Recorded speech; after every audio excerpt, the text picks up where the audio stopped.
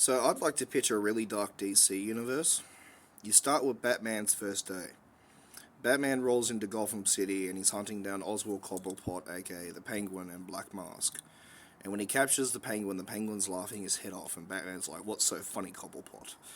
And Oswald's like, "Black Mask has already heard about you. He's put $100 million bounty on your head. You're fucked. Everyone's coming for you."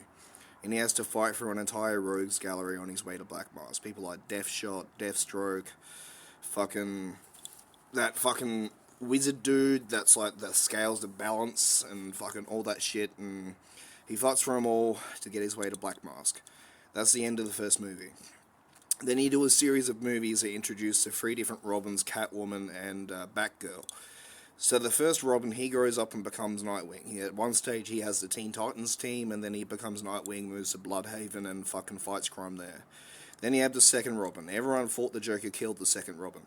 Joker captures him, breaks his legs, and fucking blows up the building that he's in, and then we have a funeral for Robin. And fucking in a later movie, he comes back and starts executing people as the Red Hood. Then you have the third Robin, who's Robin even as an adult. They're adopted by Catwoman and Batman because Batman can't have kids. Then after introducing them and Batgirl, you do the tragedy of Batgirl. The Joker breaks into the clock tower of Batgirl, not even knowing she's Batgirl, just because he wants to fuck with Commissioner Gordon.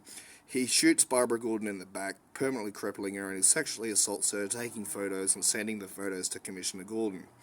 By the time Commissioner Gordon and Batman get there, it's already too late. The Joker's gone and Batwoman's crippled. And this makes Commissioner Gordon and Batman have a really heated argument. And then fucking after that, you do the Injustice storyline. So the Joker teams up with Scarecrow, Poison Ivy, and Lex Luthor. He gets his hands on some kryptonite, some Poison Ivy spores, and Scare Toxin. And he infects Superman. Superman and Batman are looking for a nuke, because the Joker has a nuke. And Superman thinks he found the nuke. He takes it into space. Little does he know he's carrying Lois Lane into space, and the nuke is attached to a heartbeat. When her heart goes cold, the nuke goes off. Superman, soaked in the golden rays of the sunlight in space, realizes what he's done, flies down and rips out the Joker's heart. Cut to black.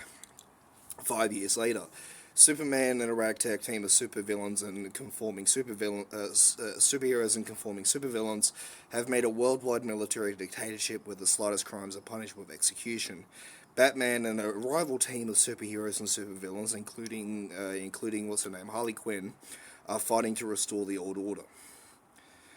I would watch that DC universe if they took every single one of their darkest comics and turned them into one timeline.